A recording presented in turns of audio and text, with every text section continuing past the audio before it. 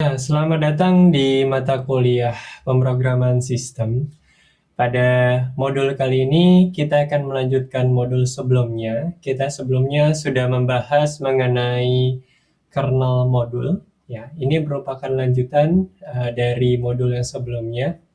Pada modul ini kita akan mempraktekkan bagaimana suatu device driver bisa kita buat.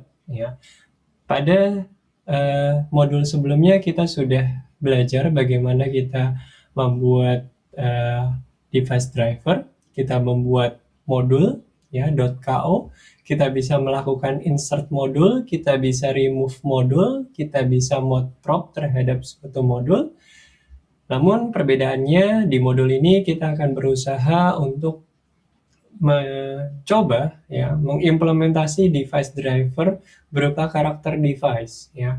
Jadi di dalam modul ini kita akan coba untuk melihat bagaimana suatu karakter device bisa berinteraksi dengan sebuah program yang kita buat juga. Oke, kita coba mulai ya. Jadi judulnya pada modul kali ini adalah melakukan writing drivers. Ya, berbeda dari yang sebelumnya. Sebelumnya mungkin hanya pengenalan saja, bagaimana kita memasukkan modul, bagaimana kita meremove modul dari suatu device, ya, device di dalam kernel. Nah, di sini kita akan coba untuk menuliskan driver yang lebih advance. Oke, ya, sebelumnya kita sudah mempelajari bagaimana cara mengcompile modul, ya, bagaimana modul programming. Sekarang kita akan coba untuk menulis driver kita sendiri. Ya, beberapa tips ya, artinya di dalam driver itu diimplementasi seperti C ya, seperti Unix system. Namun modul atau bisa dibilang library yang digunakan itu bukan library pemrogramannya ya.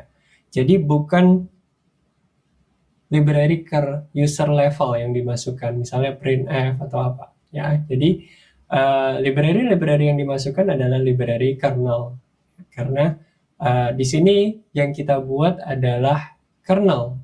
Oleh karena itu, seluruh library yang kita pakai adalah library di kernel level. Sedangkan biasanya yang kita implementasi ketika kita membuat program, stdio, printf, itu beberapa library yang berada di user level. Ya, jadi di sini dibilang no C library. Ya, jadi kernel harus bisa standalone dan tidak menggunakan user space code. Ya, ya di sini alasannya adalah alasan arsitektural. Ya, user space diimplementasi on top of kernel service. Ya, jadi karena ini yang kita buat adalah sebuah driver dan merupakan sebuah layanan kernel, ya, oleh karena itu yang dibuat di sini tidak menggunakan library user space. Ya, technical reason di sini atau alasan teknikal ya. Karena di sini kernel itu berjalan sendiri pada saat dia booting, ya, pada saat booting, dan dia memiliki akses terhadap root file system. Ya, kita review kembali. Sebelumnya kita tahu bahwa kita meload yang namanya init-ram-fs atau init-rd sebagai main driver kita sebelum kita bisa mengakses misalnya hard disk, sebelum kita bisa mengakses misalnya network. Di sini kernel code harus bisa mensupply on library implementation, artinya dia library-nya harus bisa disupply sendiri, ya. Jadi tidak bisa menggunakan standar C library function di dalam kernel code seperti printf, memset atau memory allocation. Ya, jadi di sini kernel memprovide juga hampir mirip C function, tapi memang function-function tersebut atau library tersebut khusus dijalankan di kernel. Ya. Oke, kita coba review kembali ke tempat modules. Ya. Sebelumnya kita sudah mencoba untuk melihat modules. Ketika kita insmode, maka modul kita ada muncul di lib modules. Version di sini adalah version kernelnya, ya, kernel yang kita pakai, kernel versi berapa. Lalu di sini ada modul.ko, ya, yang merupakan hasil kompilasi dari modul kita. Lalu nanti di dalam foldernya ada modules.alias, ada module.alias.bin yang merupakan nama lain dari driver kita ya, atau modul kita. Lalu ada modul dependensinya di sini. Terus ada modul symbols, symbolic string, dan belongs to siapa. Oke, kita coba lihat di dalam konsolnya ya. Kalau kita lihat di dalam konsol di sini ya, kalau kita coba cd ya, terus kita masuk ke lib, terus kita masuk ke modules.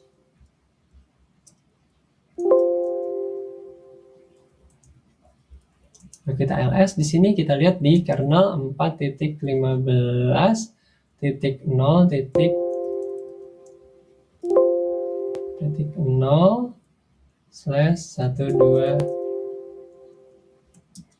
ya. Kenapa saya pilih yang 123? Karena ini adalah kernel yang saya sedang jalankan di sini, yaitu 4.15.0/123 generic. Ya, di dalam sini kita bisa melihat ya, ada namanya vi modules alias. Ya, kita bisa lihat alias dari beberapa modul yang terpasang di tempat kita. Ya, kita bisa melihat aliasnya apa saja. Atau di sini kita mau lihat vi modules dep. Ya. Kita bisa lihat di sini beberapa dependensi dari modules yang ada di dalam tempat kita. Oke.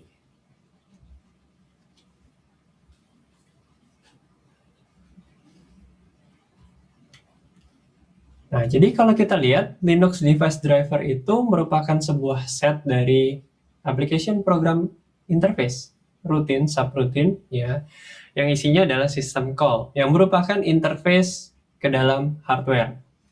Ya, jadi di sini kita juga meng-hide implementasi dari hardware specific details. Ya. Jadi di sini menggunakan file interface metaphor. Ya. Di sini juga memanage data flow antara user program dan device. Ya. User dapat mengakses device menggunakan file name. Ya, jadi seperti yang sudah kita pelajari di awal-awal pembelajaran sistem programming, ya, hampir seluruh device atau semua hardware itu direpresentasikan dalam bentuk file, ya, seperti dev SDA atau dev SDB, ya. Sana semua isinya adalah device, ya. Mau itu karakter device ataupun block device. Kalau block device, seperti kita tahu bahwa storage itu adalah salah satu implementasi dari block device. Ya, jadi device di dalam Linux itu direpresentasikan dalam bentuk file, representasi file ya. Jadi ingat bahwa itu adalah representasi file. Seperti yang sudah kita pelajari, ada namanya karakter device dan ada block device. Kalau kita bisa lihat di bagian ini, ya, kalau kita lihat, kalau kita masuk ke cd/dev, ya, di sini adalah list device-device yang ada di dalam VirtualBox kita. Ya, ls-la, di sini ada yang C, ini merupakan karakter device, ya. Terus ada D directory, ya. Terus ada L, symbolic link di sini. Ya. Kalau kita lihat di sini, masing-masing punya ada karakter device, di sini ada block device di sini, ya. Jadi block device itu lebih erat kaitannya dengan storage, ya. Kalau kita lihat di sini ada C yang merepresentasikan karakter device. Ya, jadi ini adalah representasi, ingat bahwa ini bukan folder sebenarnya, tapi ini adalah representasi device saya. Kalau saya lihat di sini, df-h, saya ingin lihat storage saya. Di sini ada dev SDA2, ya, yang merupakan representasi dari storage atau hard disk saya. Atau ya bisa dibilang mau itu SSD atau hard disk, ya. Tapi di sini direpresentasikan dalam bentuk dev SDA2.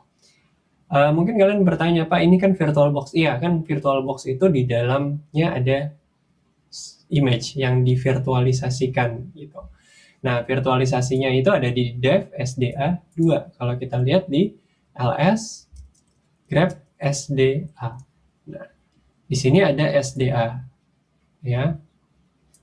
SDA itu ada partisinya SDA 1 dan SDA 2. Kalau kita mau lihat lagi lebih dalam, fdisk min L misalnya.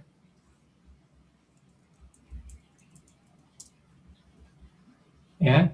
SDA di sini ya, SDA 51,5 GB. Partisinya ada dev SDA 1 yang merupakan boot dan satu lagi adalah dev SDA 2 yang isinya adalah Linux file system ya.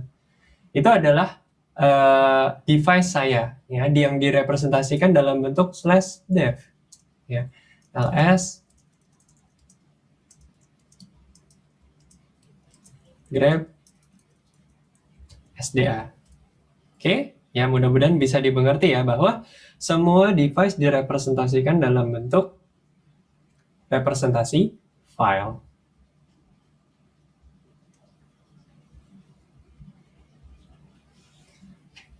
Oke ya, jadi itu salah satu contohnya.